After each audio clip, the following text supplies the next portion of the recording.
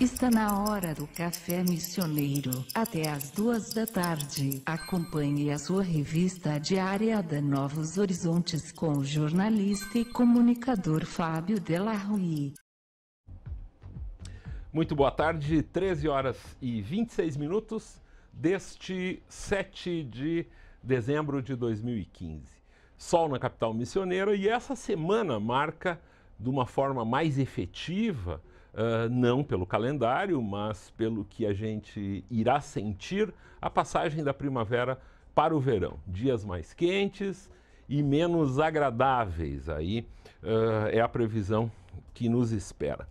O Thiago Meyer Mendes está comigo e dos convidados mais fixos aqui do programa, o Thiago é o que tem mais ligação assim, com a questão musical, com artistas, gosta de dar seus pitacos sobre o rock and roll. Há pouco falávamos bastante aqui sobre a programação da Novos Horizontes, o que precisa mudar, o que está bom, enfim.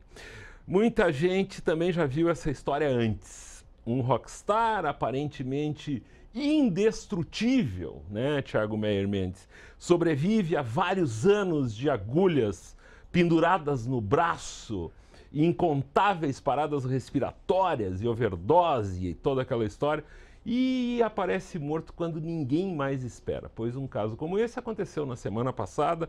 Scott Weiland, 48 anos, cantor norte-americano famoso por trabalhos em bandas grunge, e o Thiago é um grunge que está aqui comigo, bandas como Stone Temple Pilots e Velvet Revolver e tal. Ele foi mais um caso. Ele morreu quinta-feira dormindo dentro do ônibus da sua banda atual, uma banda praticamente desconhecida, a Will da Boots seria. Eu não ouvi isso. Mas, coincidentemente, na semana passada, 4, 5 dias antes da morte dele, também por coincidência, num desses canais musicais da TV, estava passando um show da época em que ele era vocalista do Velvet Revolver, e foi uma das primeiras vezes que eu parei para ver o cara. Assim, ele tinha uma performance espetacular para roqueiro mesmo, né, Thiago? Muito boa tarde. Boa tarde, Fábio. Boa tarde a quem nos escuta e nos assiste. Fábio, o Scott Weiland, creio que era o último rockstar, assim, com um local já, uma carreira bem estabelecida, que podia sair e ir para o Well da Boots e continuar a sua vida, que vivia dessa forma, vivia como os roqueiros, aquela imagem, aquele estereótipo do roqueiro vive, né? Entre paradas respiratórias, overdoses, corridas, shows e...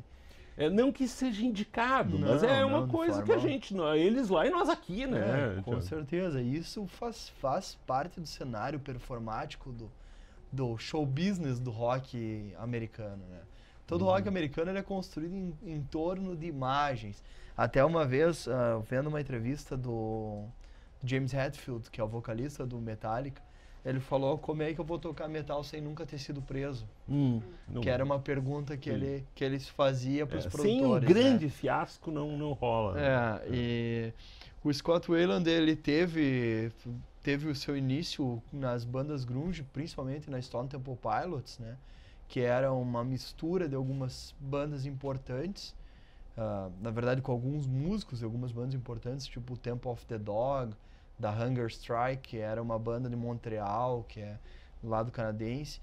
E ele teve uma ascensão meteórica, e cada vez mais a Stone Temple Pilots começa com um grunge bem melancólico, como eram as bandas grunge pós, que eram meio anti-Nirvana e pós-Pearl Jam, que era como o Stone Temple Pilots foi, ou como o Temple of the Dog, ou como Silverchair foram. E depois ele sai e monta na verdade, saem com ele da Stone Temple Pilots por causa do abuso de drogas. Ele foi demitido, né? 2 vezes foi demitido da banda. E ele monta uma das bandas, junto com o Slash, uma das bandas de rock dos anos 2000, que era uma tentativa de salvar o rock and roll. E o interessante é que agora que o tempo passou, que o Velvet Revolver, para muitos, ele passou a ser uma referência. Depois dessa passagem dele por lá, claro que isso tem a ver com esse tempo de popularização e de divulgação desses grandes shows. Não é uma coisa tão...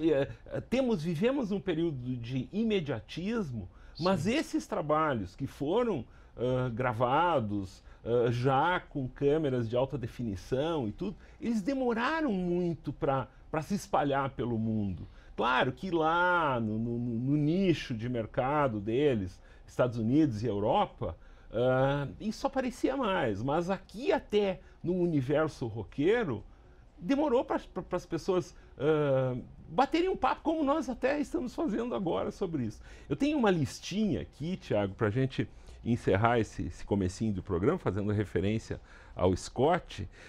Só olha que coisa maluca aqui, de uma geração de músicos deste período que morreram de forma trágica, de overdose ou suicídio. Kurt Cobain, né, que é o mais conhecido. Tem nomes também: Shannon Hoon, do Blind Mellow, que morreu em 95. O Mike Starr, do Alice in Chains, que morreu em 2011. A Lane Stanley, também do Alice in Chains, de 2002. Kristen Pfaff, da banda Hole, que era a banda da esposa do Kurt. E Andrew Wood, do Mother Love Bone, que ele morreu um pouquinho, ele ainda já morreu no período lá nos anos 90. Ele que até a banda Temple of the Dog é uma homenagem a ele. Sim. Que morreu com 25 ou 26 anos de idade. No comecinho do movimento grunge. Até tinha ele como um dos principais representantes desse período aí, né? E o interessante do grunge é que a maioria das pessoas conhece o Nirvana como uma principal banda grunge, sendo que as bandas grunge mesmo não diziam que o Nirvana era grunge. Um grunge verdadeiro, né? Porque isso era mais do Pearl Jam e de bandas que, apesar de serem melancólicas, não ficavam presos apenas à melancolia. Já o grunge do Kurt Cobain, ele era muito mais depressivo, melancólico, né? Um grunge pré-suicídio. Olha ali. Pois assim, a Novos Horizontes tem uma característica aqui, nesses 26 anos aí, de sempre estar à frente, tocando muitas vezes bandas desconhecidas que levam um tempo para as pessoas até se acostumarem ou a passarem a ouvir ela na grande mídia e tal. Isso é uma característica pela nossa ligação e a proposta direcionada, apresentada aqui pela direção. No nosso site hoje, Thiago, tem uma lista muito interessante de quem são os queridinhos da crítica em 2015. Apresentando ali as bandas dentro de um termômetro internacional do que está tocando. E segundo Gerson Nunes de Freitas, desta lista apresentada no nosso site, praticamente todos esses trabalhos são contemplados aí na nossa programação. E o interessante daí, Thiago, nesse sentido, é a gente conseguir mobilizar a equipe, porque embora tenhamos aqui dentro pessoas que conhecem muito de música, assim, ou uns mais de um segmento, outros de outro, junto com o perfil da pessoa e os pedidos musicais dos ouvintes. Tu imagina o que tem que rolar nisso aí para isso aí funcionar?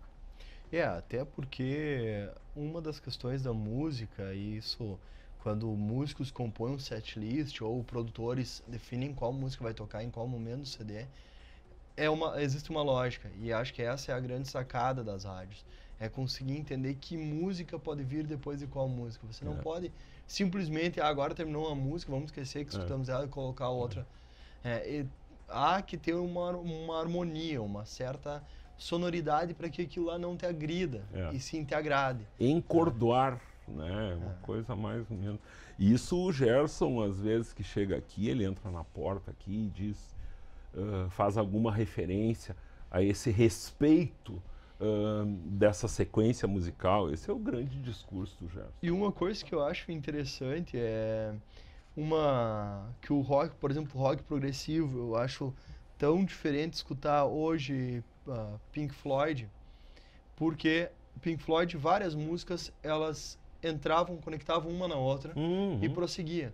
E isso... Às vezes até trechos. O Final Cut é assim. Exatamente. O Final Cut tem trechos de uma música dentro da outra. E isso, você, no disco, o Pink Floyd, ele tinha criado um sistema de que uma música conectava e alguns discos eles não tinham um intervalo. Ou se tinha um intervalo, era uma pausa estratégica de meio segundo ou de um segundo. E hoje em dia, com dispositivos eletrônicos, você não consegue escutar a sonoridade, por exemplo, do Pink Floyd da forma como se deve escutar. E então há muito mais por trás de como as músicas são feitas do que só o som que ela emite. Há sim toda uma história, uma forma que ele deve ser escutado, porque afinal a música serve para a pessoa apreciar, para a pessoa entrar em algum tipo de clima ou atingir algum sentimento, né? Então essa é uma parte muito importante que, com certeza, uma rádio de sucesso e para durar tanto tempo, ela tem que ter muita sensibilidade nisso. Exatamente. A gente vai ao intervalo agora, 13 horas e 37 minutos. Você está na Novos Horizontes e no Café Missioneiro, também transmitido pela NHTV. Quem ouve o programa neste horário pode assisti-lo à noite. A reprise começa a partir das 20 horas. O intervalo é rapidinho e em seguida estaremos de volta. Eu recebo às segundas-feiras Thiago Meyer Mendes. O Supremo Tribunal Federal terá que se manifestar sobre a situação de deputados e senadores sócios de emissora de rádio e de TV. Essa informação está no nosso site. Uma provocação sobre o assunto foi protocolada na corte pelo PSOL e é o seguinte, é uma arguição de descumprimento do preceito fundamental. É uma ação que foi elaborada pelo partido em parceria com o movimento Intervozes, uma entidade que milita na comunicação no país. E 32 deputados e 8 senadores radioouvintes serão alvo do Ministério e estão listados nessa petição. Entre eles, alguns dos políticos mais influentes do país que têm emissoras de TV e rádios em seu nome. Aécio Neves, por exemplo, ele é proprietário da rádio Jovem Pan e Betim. O José Agripino tem a família que controla a Record em Natal. O Collor tem a Globo nas Alagoas. E Jader Barbalho, do Pará, e o Tarso Gereissati são sócios na retransmissão da Bandeirantes. Pois é. Isso também pelo interior do país é assim, né? Políticos são donos de veículos de comunicação. Thiago Meyer Mendes, tu como um estudioso, enfim, essa é uma situação, né, que a gente sonha que mude, mas será que eles mesmos vão decidir isso contra eles mesmos? Nesse mar de lama lá de Brasília? E lama ainda é um adjetivo que pode-se usar, que é um bom adjetivo para o mar que eles chafurdam nesse momento, né, que a política brasileira chafurda. Na verdade, teoricamente, isso se chama controle social, né? São formas em que você controla os meios de comunicação, os meios de intelectualização, porque a mídia é um meio de intelectualização. Nós não podemos pensar a intelectualização só como ensinar pedagógico ou aprender na escola, né? Nós temos que pensar como um meio de descoberta de coisas novas. E hoje em dia eu acho que a maioria das pessoas, pelo menos a maioria das pessoas que já saíram do segundo grau, tem Globo Repórter ou, enfim, esse tipo de programa como seu meio de aprender coisas novas. Ainda mais no nosso país, que a média de leitura de livros é baixíssima, infelizmente. Então, isso eles conseguem programar as pessoas, e programar acho que é um bom termo, Foucault já falaria que isso é a programação de corpos dóceis, programar essas pessoas para ter uma ação, uma reação baseada nas ações que eles fazem. Ou seja, você vai plantando uma forma que no futuro você vai colher tal coisa, você tem uma expectativa de colheita muito fácil. E isso, os de direita, né, os da direita, entre aspas, fictícia que existe no Brasil, vão dizer que assim é com o comunismo e com o Foro de São Paulo, que é um controle das massas, por isso que eles querem colocar cartilha sobre homossexualismo, feminicídio nas escolas. E a esquerda vai dizer que esse controle passa pelos meios de comunicação de uma direita rica, né? Que também que são opostos, que na verdade os dois usam essa mesma estratégia, só que em momentos diferentes. E outra questão é para ver como o Santo Ângelo também é desenvolvida, né? Não são só senadores que têm isso, são os políticos, nós políticos também têm essas habilidades. E certamente dominam essas técnicas, mesmo que de forma empírica. Né? Porque eu dias atrás, num debate na URI, foi citada a escola de Frankfurt, que é sempre citada nesse caso, e o padre Fábio Jungs fez uma referência muito importante no nosso bate-papo lá, que muito pouco dos textos da escola de Frankfurt que tratam dessa questão, manipulação de informação, controle da informação e tal, pouquíssimos textos desses foram traduzidos para o português. Sim. Então sempre são citados, mas ninguém conhece direito o conteúdo, Thiago Meyer Mendes. Fábio, isso eu creio, né? Por estar no meio acadêmico, eu penso que a maioria do meio acadêmico é da, entre aspas, esquerda que existe. A maior parte das pessoas que compõem o autopensamento ou o nível do pensamento que atinge os alunos são pessoas normalmente de esquerda. Aqui no interior ainda há uma grande divisão porque nós temos claramente faculdades privadas que prezam por conceitos mais conservadores. Nós estamos num estado mais conservador. Então, não há o interesse das mentes que normalmente não há o interesse das mentes que podem traduzir isso, disseminar isso. O que é um erro. Porque, na verdade, eu acho que ninguém é neutro, para começar, mas você tem que sempre estar aberto para outras ideias. E seja de direita, seja de esquerda, conservador, liberal, enfim, você tem que estar apto a ler e entender. Só que você não pode ler já com o desgosto de não querer aquilo. Você tem que ler para aprender, para se inteirar e estando aberto para novas ideias. E isso faz com que o pensamento se desenvolva. E, infelizmente, não é isso que esses meios de comunicação, rádios, jornais das cidades, emissoras de TV fazem, porque elas indicam as pessoas para ir para um lado. E a grande questão não digo nem, Fábio, a tua primeira pergunta, eles vão votar contra eles mesmos. Eu acho que não é nem essa questão, porque deles já não se espera mais nada. O problema é, o povo se importa com isso? Ou o povo continua reproduzindo? Vamos continuar votando no cara que é dono do jornal A e emissora A, não no cara que é dono do jornal B e emissora B, porque eu li no jornal A que ele é muito bom.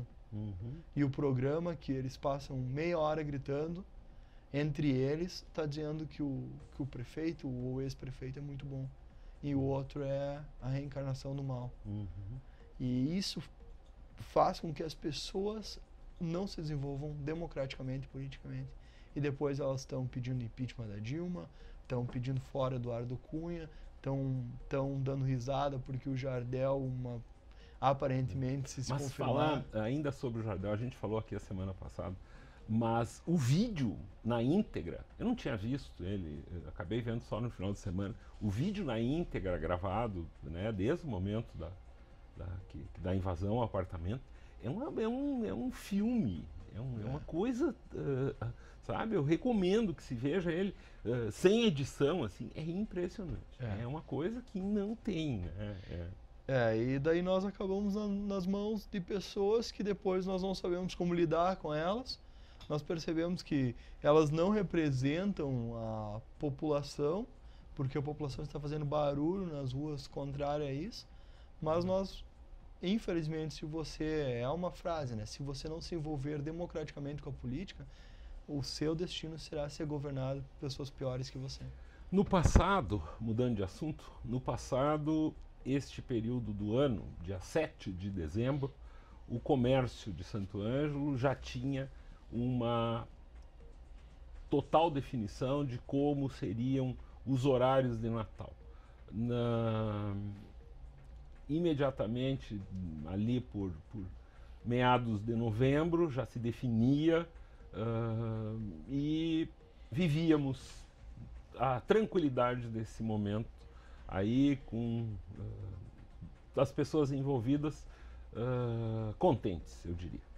Hoje passamos novamente pelo segundo ano consecutivo, uma indefinição, os dias vão passando e não se sente a correria do dezembro, mas não se sente este clima, que era um clima que para mim, pelo menos, me remete muito à infância e tal.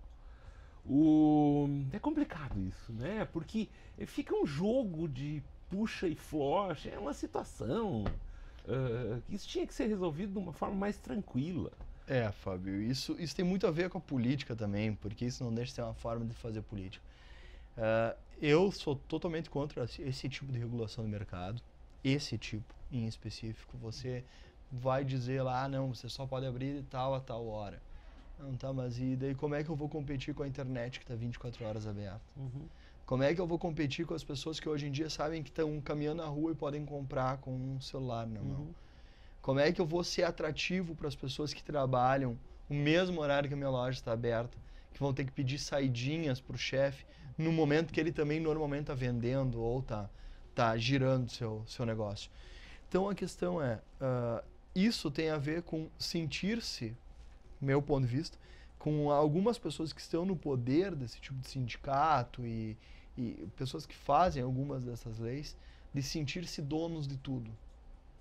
Se economicamente você pode abrir o seu comércio e isso não ofender a segurança, e daí é uma questão de segurança pública, se isso não ofender a segurança ou algumas leis basilares do trabalho, como você não vai botar a pessoa a trabalhar 14 horas por dia, por exemplo, mas você podendo, seu funcionário assim desejando, você pagando, remunerando ele por isso, se você quiser ficar aberto das 7 da manhã até as 10h30 da noite, você tem que ter essa liberdade de estar aberto. Afinal, daí depois, essas mesmas pessoas que são desses sindicatos de lojistas estão dizendo que o Brasil é um país de esquerda, estão reclamando que o Brasil é um país de esquerda, mas eles mesmos regulam um horário que alguém pode deixar ou não a loja dele aberta. Quer alguma coisa mais de esquerda do que você definir qual é o horário de comércio? Daqui a pouco vão estar definindo que preço você tem que vender, ou o que vamos fazer, e vai se tornar uma cartelização. Sobre a questão do trabalho no horário que os outros estão se divertindo, eu ontem tive um papo com uma atendente de um supermercado que estava aberto. Eu vi que ela estava muito ativa, muito sorridente, assim, e eu perguntei de forma, eu não sei se ela reconheceu a minha voz ou alguma coisa assim, mas ela foi muito clara comigo. Eu estou contente porque eu estou trabalhando e estou ganhando dinheiro. Ela foi clara comigo, que para ela, Exatamente, naquele momento, era melhor aquilo ali. Isto é apenas uma opinião, mas porque eu aproveitei assim nesse meu tom assim de perguntar para ela: "Você está muito contente? Está trabalhando domingo com esse sol lá fora?" Uma coisa assim bem descontraída. E ela foi bem clara: "Eu estou sim, porque estou trabalhando e estou ganhando por isso." Então, isso é uma coisa que eu saí do mercado com a água mineral e o sorvete que eu fui comprar, que para mim é uma coisa que tem muito a ver com domingo de tarde, assim. As minhas idas ao mercado do domingo são exatamente para isso aí, né? Uma água com gás, assim, e um bom sorvete. E saí pensando nisso, né? Que cada um encontra dentro da sua atividade uma forma de se sentir bem. E eu fiquei contente, eu te confesso, Thiago, de ouvir isso dela, que era... A gente nota uma espontaneidade, entendeu? Ela não estava com aquela cara ali de paisagem, como eu tinha sentido nas semanas anteriores, no sábado, Sim. das pessoas trabalhando se dizendo cansadas, com o dobro de fluxo. Com o dobro do fluxo de pessoas. E ainda os mercados, alimentos, mercados grandes, não há o que fazer. As pessoas vão ter que comprar neles. Mas e o comércio? É melhor você se esforçar um pouco mais e manter seu comércio aberto, ganhar dinheiro e manter seu emprego, numa questão primeiro do patrão e depois do empregado, do que você descansar, às vezes, um dia, você poder ir para casa às 6 da tarde para sentar na frente da TV e aprender com a TV dos políticos. Então, qual é a questão? A questão é as pessoas têm que arregaçar suas mangas, trabalhar, porque só reclamar não adianta. Daí depois... Isso serve para patrões e empregados. Exatamente. Que as pessoas estão reclamando crise isso, crise aquilo, crise aquele outro, mas daí quando estão trabalhando, muitas vezes estão pendurados no Facebook ou estão trabalhando só por trabalhar, querendo terminar e bater o ponto e ir embora. Então, na verdade, quem que está construindo a nossa própria crise? Um assunto final aqui nesses últimos minutinhos do programa, a questão do IPVA. O desconto máximo ele é de até 29% no pagamento antecipado até dia 4 de janeiro. Isso é um sinal da necessidade clara do governo em arrecadar. Então aumenta um pouco o valor do imposto para garantir dinheiro em caixa no comecinho do ano. E um depoimento, isso eu acabo fazendo esses momentos no programa, mas a partir do momento que eu comecei a fazer isso, guardar parte do 13º para pagar os impostos no começo do ano, eu começo meus anos de uma forma muito mais tranquila, Thiago. E muita gente, porque a gente nota naquelas primeiras estatísticas que saem ali no comecinho do ano, muita gente já está enxergando isso, ultrapassando 30 e tantos % de pessoas que pagam antes, de forma antecipada.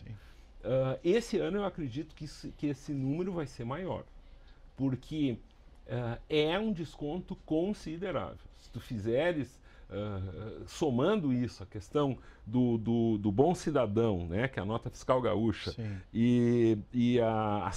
existem 3 faixas do bom motorista, 5%, 10% e 15%, que são, se tu não teve multa no teu nome nos últimos 2 períodos, aí esse desconto é cumulativo. Isso vale a pena. Fábio, 29% de desconto é muita coisa.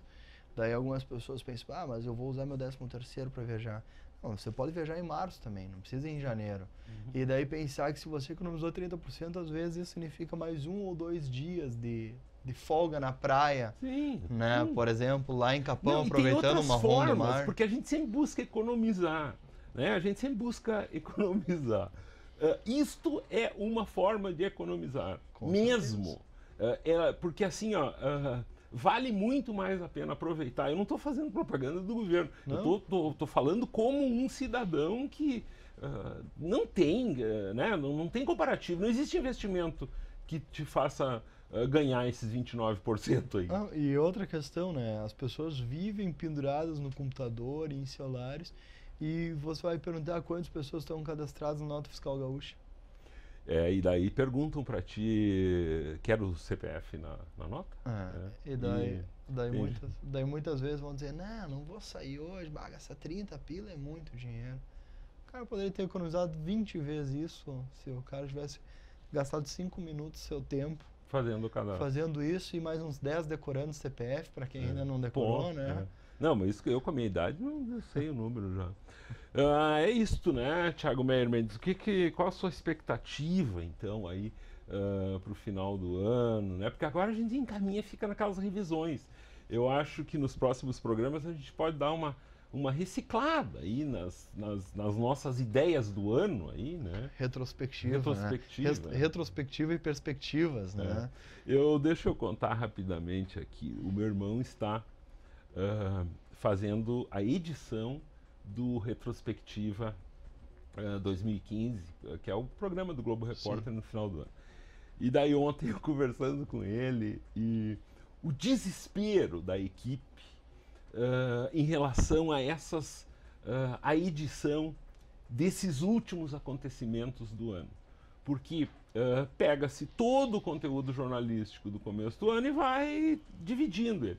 Só que é o acúmulo nesses últimos 50 dias de 2015, porque imagina, notícias internacionais começa com Charlie Hebdo e vai indo, né, e tal, e daí explode em novembro mais uma questão em Paris, né? Sim. A questão da lama, que se falava tanto no mar de lama, ele se transformou numa coisa prática e tal. Tu imagina o trabalho de quem tem que pensar de que forma contar esse 2015?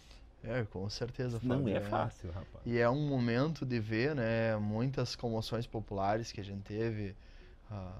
Por exemplo, quantos segundos a retrospectiva vai dizer e quantas pessoas ainda lembram daquele sertanejo que faleceu no acidente, que de uma hora para outra todo mundo conhecia ele, né? Como é o nome dele? Cristiano alguma coisa, eu acho. Não seria Cristiano Ronaldo, Marcos Ruff, não, né? Conseguimos terminar o programa de segunda-feira sem falar em futebol, até porque o assunto estava visto já desde a semana passada, era muito difícil, né? E eu só achei assim, eu não sei, isso ainda vai hoje, eu vou tentar descobrir a tal da história da emissora de rádio que divulgou lá pelas tantas, né? Tem uma matéria circulando na manhã de hoje aí da ESPN. Da ESPN Brasil. Montando, e eu primeiro consegui um amigo que me confirmou que era uma emissora, depois agora, aqui a pouco, outro disse que é outra, então hoje eu vou descobrir ainda. Que uma emissora de rádio de Porto Alegre teria dito lá pelas tantas que o Goiás teria feito um gol e as câmeras de uma equipe da ESPN, que a gente pode ver, como eles não transmitem o futebol, é uma câmera que não mostra a partida, mostra só a torcida, né? Eles não podem transmitir essas imagens, pelo menos gravar isso. Depois de exibidas pelas outras, eles podem pegar a imagem da emissora.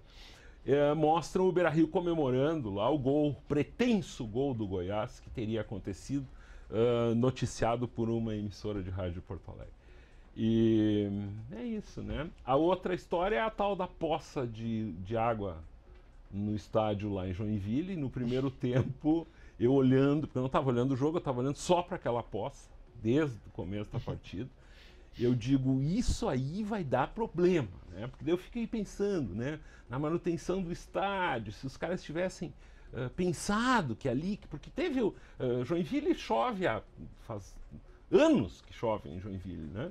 Que os caras tivessem olhado para aquela poça e pensado, pô, isso aqui pode causar problema, então pensar na drenagem só naquele espaço ali, alguma coisa assim. E eu no primeiro tempo eu estava ansiado com aquilo, né, que o Joinville atacava ali naquela faixa do campo. Mas dito e feito, né, o Jeromel fez a dele lá, a sorte que o jogador do Joinville não tinha a competência de um bobô para executar a jogada que estava à vista que ia acontecer, né? E a partir do momento que o goleiro do Joinville começou a se adiantar, eu digo, ó, aquilo ali, e eu me chamando, parecia que tinha uma cor. Aconteceu. Mas você falou que já tem essas premonições futebolísticas com algumas coisas. Sim, cara, é terrível isso, eu não posso ver futebol. E eu agora tenho como é que eu vou dizer? Vou começar a anotar, ou publicar durante a partida em alguma rede social, porque daí confirma a premonição. Uma boa ideia, uma boa ideia. Eu devia ter feito isso ontem.